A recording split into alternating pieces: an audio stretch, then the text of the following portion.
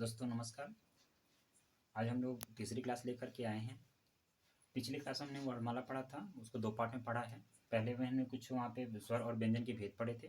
वहाँ पे जो दूसरी टॉपिक थी, दूसरा पार्ट था, उसमें कुछ बचा हुआ हिस्सा हमने उसमें रखा हुआ है। यहाँ पे 2-3 क्वेश्चन ग्रुप में आए हुए थे, तो उससे क्वेश्चन को थोड़ा समझ लेते हैं।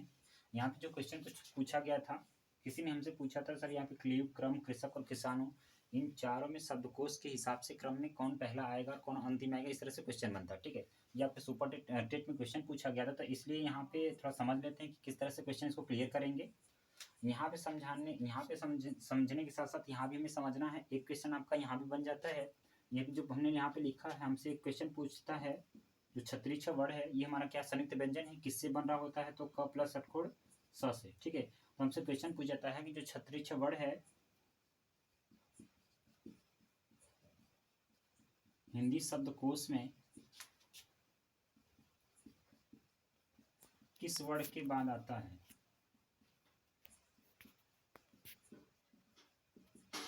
ठीक है, हिंदी शब्दकोश में किस वर्ड के बाद आता है।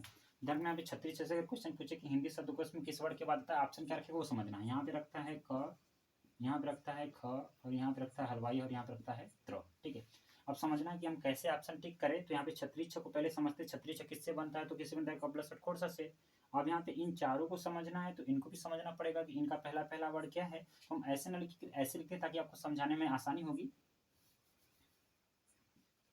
ख है, हलवाई है, और यहाँ पे त्र है। ठीक है, यहाँ पे क्या हमसे क्वेश्चन पूछा है कि छत्रीस जो वर्ड है हिंदी शब्दकोश में किसके बाद आएगा। ठीक है, तो यहाँ पे मैं क्या टिक करना, तो वैसे हम लोग जनरली क्या पढ़े हैं कि हलवाई के बाद हम छत्रीस पढ़ते हैं, पर देखना आप पूछा क्या है, हिंदी शब्दकोश, तो शब्दकोश के अनुसार बताना कि इसका क्रम क्या होगा। ठीक है, तो यहाँ पे आंसर हमारा क्या है, तो हमारा जो आंसर टिक होगा हमारा क्या होगा, वो क होगा। ठीक, क के बाद हमारा क्या आता है, छत्रीस, वो कैसे आता है वो समझ लेते हैं।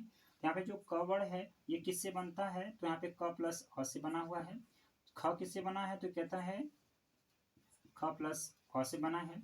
ह किससे बना है, तो बनता है ह प्लस क से बना है। यहाँ पे क्या है, त्र, ठीक है, बनता है त प्लस र से बना हुआ। ठीक है, अब यहाँ पे थोड़ा समझना है, सॉरी त प्लस 17, ठीक, त प्लस र से।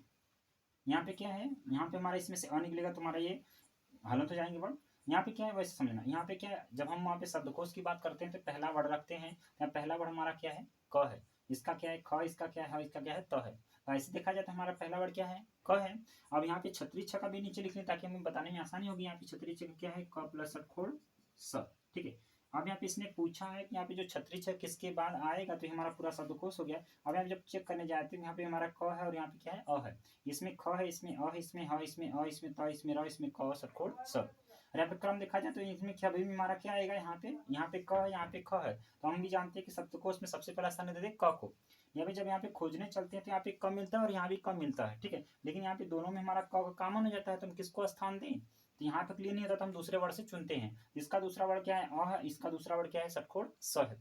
तो इन दोनों में हम कौन सा स्थान पहले रखेंगे, तो ये बताता है कि यहाँ पे जो हमारे वर्ड स्वर होते हैं उनको स्थान हम पहले देते हैं। तो यहाँ पे क के बाद जो यहाँ पे दूसरा वर्ड अ है और यहाँ पे दूसरा वर्ड क्या है, षटकोण स है। तो इसका में इसमें हमारा क्या है, तो इसमें हमारा षटकोण स यानी व्यंजन, इसमें हमारा अ क्या है, तो स्वर है। तो इसको हम पहले स्थान देंगे, ये हमारा क्या हो जाएगा, इन पांचों में पहला स्थान हो जाएगा। इसके बाद हमारे यहाँ पे क्या है, तो यहाँ पे क के बाद फिर यहाँ पे ख है, यहाँ पे हलवाई, यहाँ पे त, यहाँ पे क। तो यहाँ आप भी जानते हैं कि यहाँ पे ख को शब्दकोश में स्थान देने से पहले हम क को स्थान देते हैं, तो ये हमारा क्या हो जाता है, दूसरे नंबर का। और यहाँ पे क्या हो जाएगा, ख हमारा तीसरे नंबर का, यहाँ पे हलवाई है और त, ध्यान रखना है यहाँ पे जो त होता है ये हमारा क्या हो जाएगा, चौथे नंबर का, और हलवाई क्या हो जाएगा, पांचवें, क्योंकि हम जानते हैं कि त हमारा पहले आएगा और ह हमारा बाद में। ठीक है, तो शब्दकोश में अगर हमसे क्रम पूछा जाए कि छत्रीस छ का क्रम कहाँ पे आएगा या छत्रीस छ किसके बाद आएगा, तो हमारा ध्यान रखना है क के बाद हमारा क्या आता है, छत्रीस छ, उसके बाद क्या आता है, ख। जैसे यहाँ पे शब्दकोश में जो देखेंगे, ध्यान रखना हमारा ये क होगा, उसके बाद हमारा छत्रीस छ होगा, उसके बाद क्या हमारा ख होगा, ये ग होगा, घ होगा, इस तरह से हमारे क्रम बनेंगे। ठीक है, तो हमारे छत्रीस छ कहाँ आएगा, तो क के बाद। कभी कोई क्वेश्चन पूछ लेता है छत्रीस छ वर्ड हिंदी शब्दकोश में किसके पहले आएगा, तो ख के पहले आएगा, क के बाद आएगा। ठीक है, ये क्वेश्चन क्लियर हुआ यहाँ से। अब यहाँ रखना इसी से संबंधित एक क्वेश्चन है। ठीक है, यहाँ पूछा है कि क्लीव, क्रम, कृषक, किसानों में शब्दकोश में क्रम पहला किसका आएगा या अंतिम किसका आएगा। तो ग्रुप में इस तरह से क्वेश्चन पूछा गया था, उसको क्लियर कर देते हैं। यहाँ पे जो क्लीव है इसका अगर वर्ड विच्छेद की बात करें तो हम हमारा क्या है, क प्लस, यहाँ पे हमारा ध्यान क हमारा आधा, इसलिए क को आधा रखते हैं। यहाँ पे हमारा ल है और ल में हमारा क्या है, बड़ी ई है, उसके बाद हमारा क्या है वहाँ पे व है, और व में क्या है अ है। ठीक है, यहाँ पे क्रम को देखते हैं तो क्रम में पहला वर्ड क्या है क है, उसके बाद हमारा क्या है यहाँ पे र है, यहाँ पे क्या हमारा ह है, यहाँ पे म है, उसके बाद हमारा क्या है अ है। यहाँ पे कृषक का वर्ड विच्छेद करेंगे तो हमारा पहला वर्ड क्या बनेगा क बनेगा, इसमें क में हमारा ऋषि है इसलिए ऋषि रखेंगे।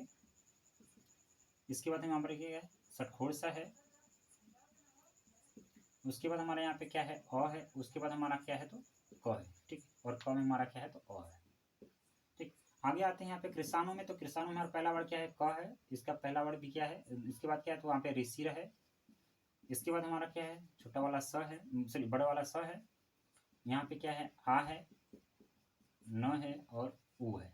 ठीक, यहाँ पे ध्यान रखना है जब यहाँ पे शब्दकोश को चुनने जाते हैं तो यहाँ पे क्या है पहला वर्ड मिलान करते हैं, ऐसा, ऐसे और ऐसे।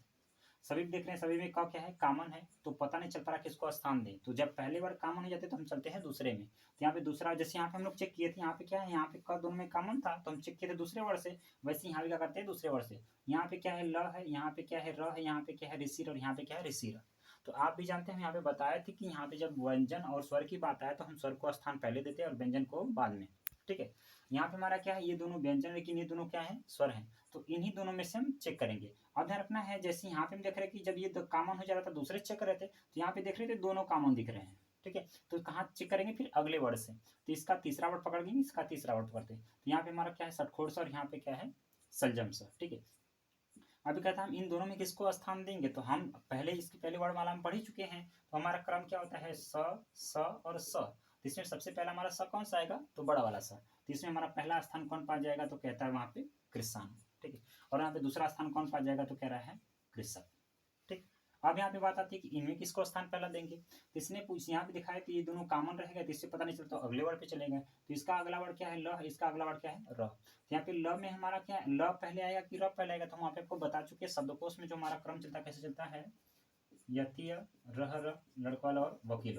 ठीक है, या यातीय रस्सी र लट्टूल और व ऐसे करके बोलते हैं। तो यहाँ पे पहले हमारा क्या आएगा र आएगा, उसके बाद हमारा क्या आएगा ल, तो यहाँ पे हमारा यह र क्या आ जाएगा तीसरे में और ये हमारा क्या आ जाएगा चौथे में। ठीक है, तो ऐसे अगर पूछे ध्यान रखना है यहाँ पे पहला क्रम हमारा क्या आ जाएगा कृषाणु, इसमें अधिकांशतः पूछता है या तो पहला पूछता है या तो अंतिम पूछता है। उसमें जो क्वेश्चन में पूछा गया था ग्रुप में वो शायद पूछा गया था अंतिम वर्ड कौन सा है, तो अंतिम वर्ड में क्या बोलेंगे वहाँ पे क्लिप।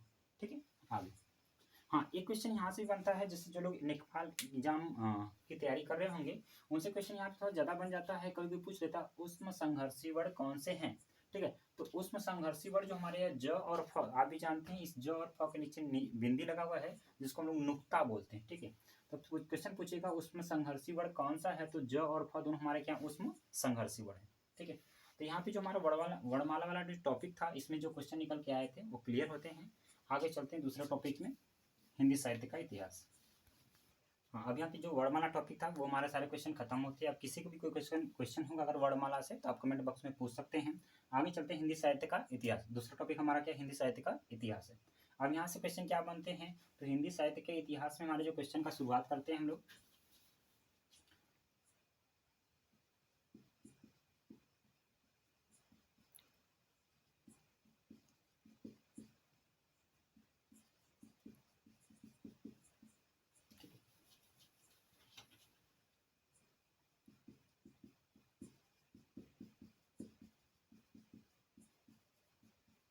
दो चीज़ें यहाँ पे समझ लेना जरूरी है। यहाँ पहले हमने क्या लिखा है हिंदी शब्द की उत्पत्ति, जैसे पिछले टेट में क्वेश्चन सुपर टेट में क्वेश्चन पूछ गया था हिंदी शब्द की उत्पत्ति किस भाषा से हुई है। ठीक है, तो यहाँ पे हिंदी शब्द की उत्पत्ति किस भाषा से उसको समझते हैं, तो यहाँ पे जो हिंदी शब्द की उत्पत्ति हुई किससे हुई, तो वहाँ पे क्या हमारा फारसी है।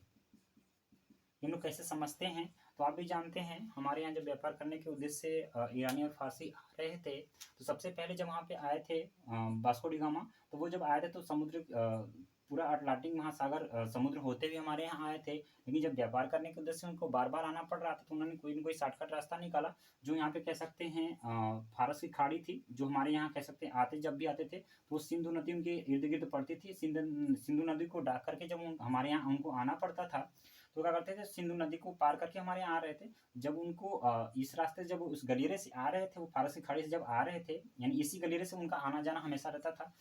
तो जब इस गलियरे से आ रहे थे उनको सबसे पहले हमारे यहाँ इंटर करने से पहले उनको एक नदी मिलती थी जिसको हम लोग क्या बोलते थे वहाँ पे सिंधु।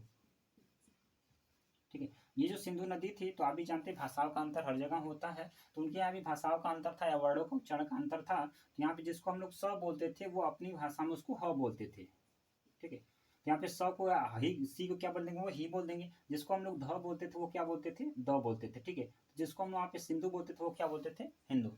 फिर समयांतराल भाषाओं में परिवर्तन होता है या कुछ उनकी भाषाओं में कुछ लोप होता है, जिसको हम लोग हिंदू बोलते थे, फिर समयांतराल पर क्या बन जाता है, हिंद बन जाता है, ठीक है। तो इस तरह से हमारे हिंद बन जाता है। अब आप भी जानते हैं, जैसे यहाँ पे ध्यान रखना, ये हमारा गुजरात का क्षेत्र है, क्या कह सकते हैं महाराष्ट्र का क्षेत्र है, ये कह सकते हैं हमारा बंगाल का क्षेत्र है। तो अगर यहाँ पे गुजरात का क्षेत्र है, ये अगर हमारा महाराष्ट्र का क्षेत्र है, ये हमारा अगर बंगाल का क्षेत्र है, तो बंगाल में बोलने जाने भाषा को क्या बोलते हैं, बंगाली। गुजरात में गुजराती और महाराष्ट्र में मराठी। तो उसी तरह से यहाँ पे जो हिंद था, जो ये हमारा पूरा भारत का क्षेत्र था, इसको संबोधित करने के लिए उन्होंने हिंद नाम रखा था। और हिंदी में बोली जाने वाली भाषा को धीरे धीरे क्या बोलना शुरू कर दी, वो हिंदी, ठीक है। तो इस हिंद से हमारी हिंदी बनी। तो हमें सिर्फ क्वेश्चन समझना है कि यहाँ पे हिंदी शब्द की उत्पत्ति किससे हुई। जो हमारे यहाँ लोग फारसी और ईरानी हमारे यहाँ व्यापार करने के उद्देश्य से आते थे, उन्हीं लोगों का दिया हुआ हमारा शब्द क्या है, हिंदी है, ठीक है। तो क्वेश्चन पूछा कि हिंदी शब्द की उत्पत्ति किस भाषा से, तो क्या बोला यहाँ पे, फारसी से, ठीक है। आगे चलते हैं, दूसरा हमारे यहाँ पे क्या, भाषा का विकास क्रम। यहाँ से भी क्वेश्चन बहुत बनते हैं।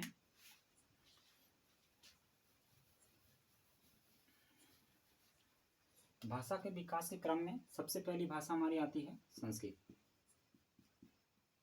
इसके बाद हमारी दूसरी भाषा आती है, वो होती है पाली। इसके बाद तीसरी भाषा आती है, वो हमारी होती है प्राकृत।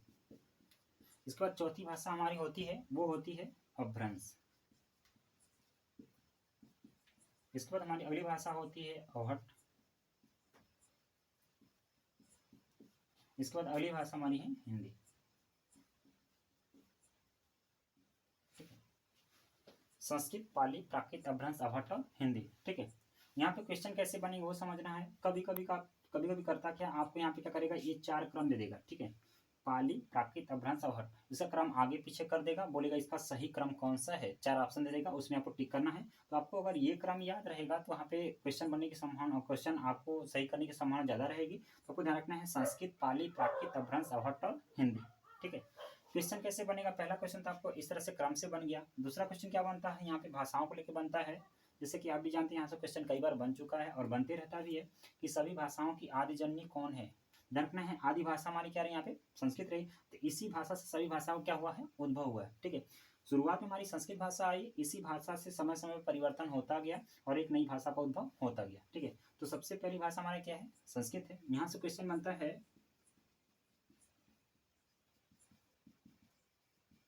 सभी भाषाओं की जननी, सभी भाषाओं की जननी कौन सी भाषा, तो क्या बना पे, संस्कृत, ठीक है। तो संस्कृत के बाद हमारी कौन सी भाषा आती है, पाली। यानी बुद्ध जी आते हैं, तो बुद्ध जी का जब उद्भव हो जाता है, बुद्ध जी का जब प्रभाव होता है, तो बुद्ध जी ने भी एक नई भाषा का उद्भव किया, वो हमारी भाषा होती है पाली, ठीक है। यहाँ पे जो संस्कृत भाषा के बाद पाली आई है। तो एक क्वेश्चन मतलब ध्यान रखना है, यहाँ पे जो संस्कृत था उस संस्कृत का कुछ स्वरूप बिगड़ा और एक नई भाषा बन गई पाली। तो क्वेश्चन बनता है कि संस्कृत भाषा का अपभ्रंश रूप क्या बनता है, अपभ्रंश।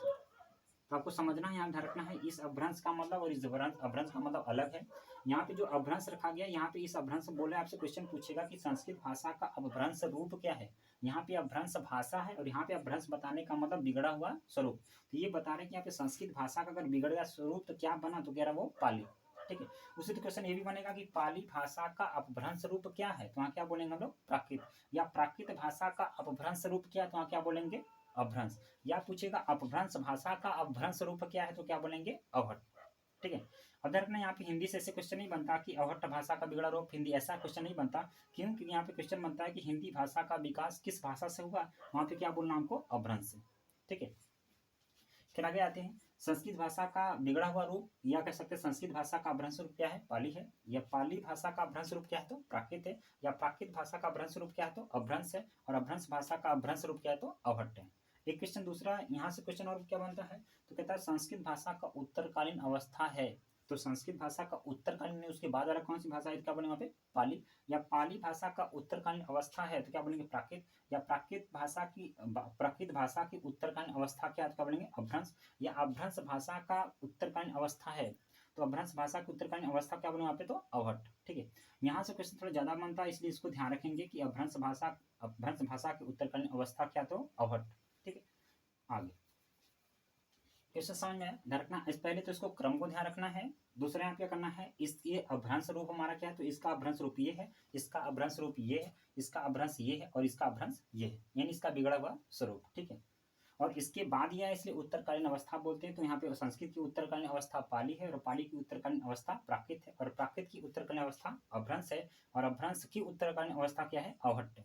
ठीक है, इतना हो गया। एक क्वेश्चन यहाँ से बनता है, हिंदी भाषा का विकास किस भाषा से माना जाता है? तो हिंदी भाषा का विकास ध्यान रखना है, जैसे यहाँ पे प्राकृत से अभ्रंश आया है, इससे ये आया है, लेकिन ध्यान रखना यहाँ पे जब हिंदी से पूछा जाएगा तो आपको बताना है कि अभ्रंश भाषा का हिंदी भाषा का विकास अभ्रंश भाषा से हुआ है।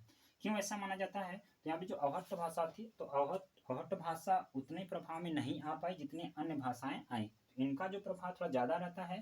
तो यहाँ पे इससे पहले ये भाषा होती, इसलिए हिंदी भाषा का विकास किससे माना जाता है, अभ्रंश भाषा से। ठीक है, यहाँ पे क्वेश्चन और बनता है पाली से, हमसे क्वेश्चन पूछ लेता है, भारत की ऐसी कौन सी भाषा है जिसका उद्भव भारत में हुआ और सबसे पहले भारत में बोली गई? ठीक है, तो इसका उद्भव भारत में ही होता है और सबसे पहले भारत में बोली भी जाती है, तो इसलिए क्वेश्चन बनता है वहाँ पे पाली। ऐसी कौन सी भाषा है जिसका उद्भव भारत में हुआ और सबसे पहले भारत में बोली गई? तो वहाँ क्या बोलेंगे, पाली। ठीक है, यह क्वेश्चन घुमा सकता है कि बौद्ध धर्म की प्रधान भाषा का नाम क्या है? तो वहाँ भी क्या बोलेंगे, पाली। या बौद्ध धर्म में कोई ग्रंथ उठा लेगा और बोलेगा इस ग्रंथ में किस भाषा का प्रयोग किया गया है, या इस ग्रंथ को लिखने में किस भाषा का प्रयोग किया जाता है। ठीक है, तो वहाँ क्या बोलना है, पाली। आगे आते हैं, जैन धर्म की एक भाषा प्रधान है जिसको हम लोग क्या बोलते हैं, प्राकृत। तो क्वेश्चन पूछ सकता है जैन धर्म की प्रधान भाषा का नाम क्या है? तो क्या बोलेंगे, प्राकृत।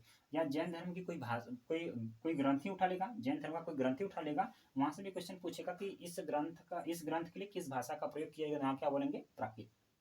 आगे आते हैं अभ्रंश से। ध्यान रखना है, हिंदी का उद्भव किससे हुआ है, अभ्रंश से, इसलिए यहाँ से क्वेश्चन हमको ज्यादा बनते हैं। ठीक है, यहाँ पे अभ्रंश का यहाँ पे प्रारंभ होता है और यहाँ पे अभ्रंश का समापन होता है। ठीक है, यहाँ से क्वेश्चन क्या बनता है वो समझना है।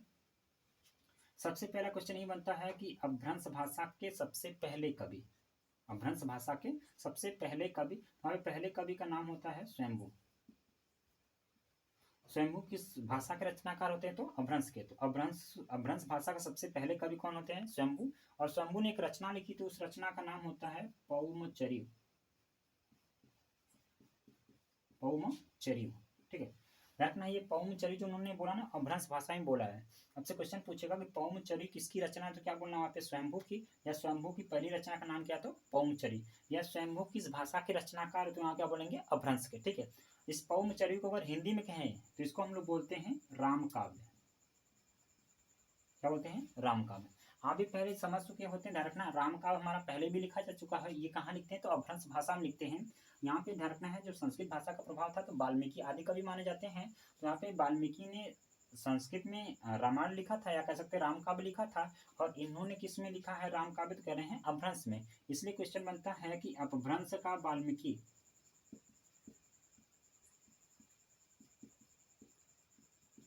अपभ्रंश का वाल्मीकि। ठीक है, एक क्वेश्चन ध्यान रखेंगे, यहाँ से भी बनता है, कभी कोई पूछ लेता है वर्तनी की दृष्टि से वाल्मीकि कैसे लिखा जाता है, इसलिए यहाँ भी ध्यान रखेंगे वाल्मीकि। ठीक है, अब यहाँ पे क्या, अपभ्रंश का वाल्मीकि हम किसी कहेंगे तो वहां भी नाम किसका आएगा, तो कह रहे हैं स्वयंभू का। अपभ्रंश का वाल्मीकि हम किसे कहेंगे, तो कह रहे हैं स्वयंभू को। ठीक है, आगे आते हैं, यहाँ पे अगला क्वेश्चन क्या बनता है इस अपभ्रंश से। तो ध्यान रखना, यहाँ पे अपभ्रंश का प्रारंभ हुआ है और यहाँ पे अपभ्रंश का समापन हुआ है। ठीक है, तो क्वेश्चन हमसे पूछा जाता है कि जो अपभ्रंश का शुरुआती दौर था, तो आप भी ध्यान रखिएगा, आप भी जानते हैं अपभ्रंश भाषा का उद्भव किस भाषा से, क्या बोलेंगे, प्राकृत से हुआ है। तो प्राकृत भाषा का इसमें कुछ न कुछ प्रभाव रहा होगा प्रारंभिक समय में। तो यहाँ पे इसका जो शुरुआती दौर होता है, इस प्राकृत भाषा का प्रभाव होता है। इसलिए यहाँ पे क्या होता है, ध्यान रखना है, यहाँ पे ध्यान रखना, हमारा क्या होता है, अपभ्रंश भाषा। तो हमसे क्वेश्चन पूछता है,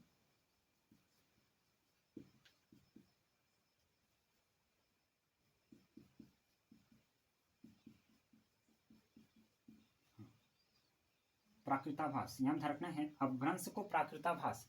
यहाँ पे ध्यान रखना है, जो अपभ्रंश भाषा है, अपभ्रंश भाषा का जो शुरुआती दौर से हम क्या बोलते हैं, प्राकृताभास। तो ये किसी ने व्यक्तिगत रूप से कहा है अपभ्रंश भाषा को प्राकृताभास। तो हमसे क्वेश्चन पूछता है कि अपभ्रंश भाषा को प्राकृताभास किसने कहा है, वहां पे नाम आता है आचार्य रामचंद्र शुक्ल का।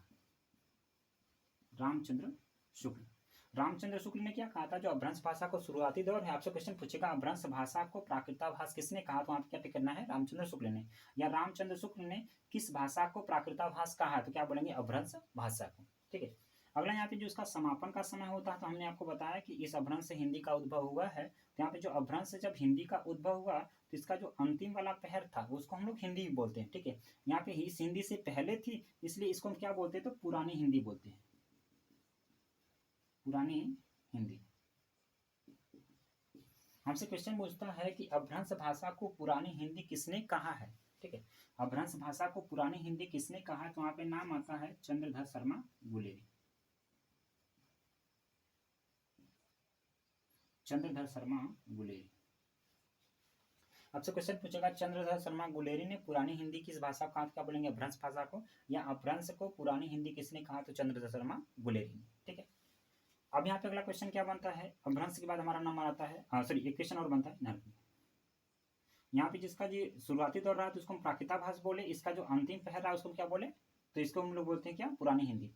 तो ये कहीं ना कहीं ऐसे जाके भाषा मिल ही रही होगी, यहाँ पे जहाँ पे भाषा ये मिल रही होती है इसको हम नाम देते हैं, ठीक है। यहाँ पे क्या नाम देते हैं, तो ये कहता है संक्रांति काल, संक्रांति काल, ठीक है। तो क्वेश्चन हमसे पूछता है कि अपभ्रंश और पुरानी हिंदी के बीच के काल को क्या कहते हैं, तो क्या बोलेंगे संक्रांति काल। अपभ्रंश और पुरानी हिंदी के बीच काल क्या बोलेंगे, तो संक्रांति काल, ठीक है। अब आगे चलते हैं अवहट्ट पे, ठीक है। तो अवहट्ट से क्वेश्चन क्या पूछता है हमसे,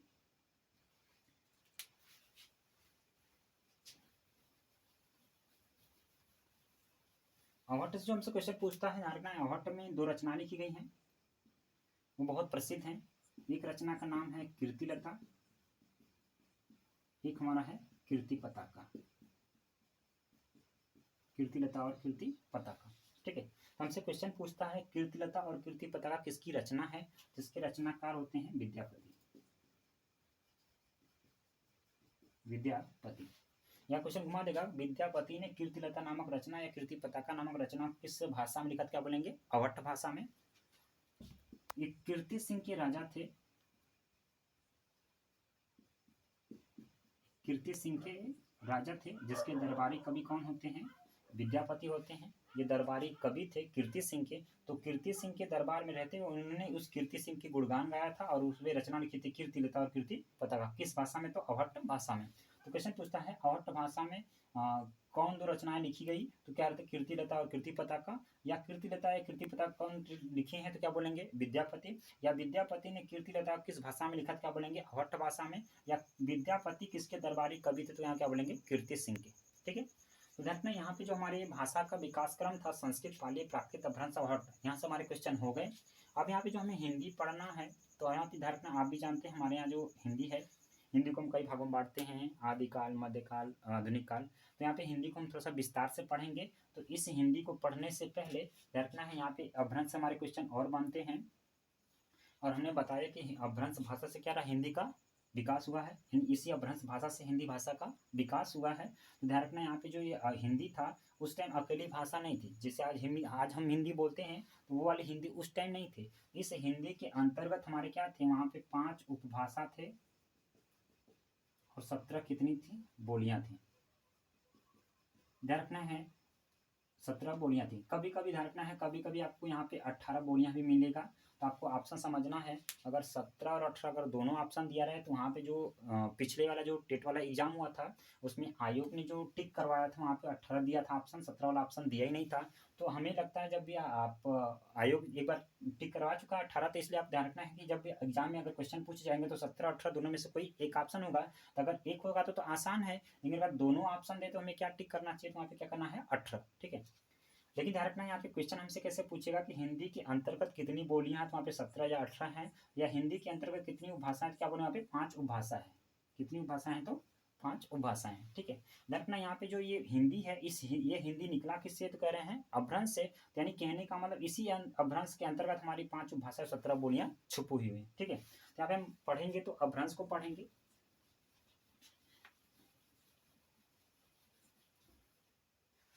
ये जो अपभ्रंश हैं, इस अपभ्रंश के हमारे कई भेद होते हैं, ठीक है। वो हमारे होते हैं, पहला हम वहाँ पढ़ते हैं सौरसेनी अपभ्रंश,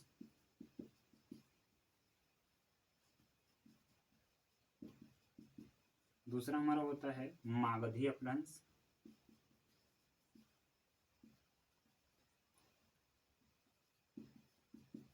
तीसरा हमारा होता है अर्धमागधी।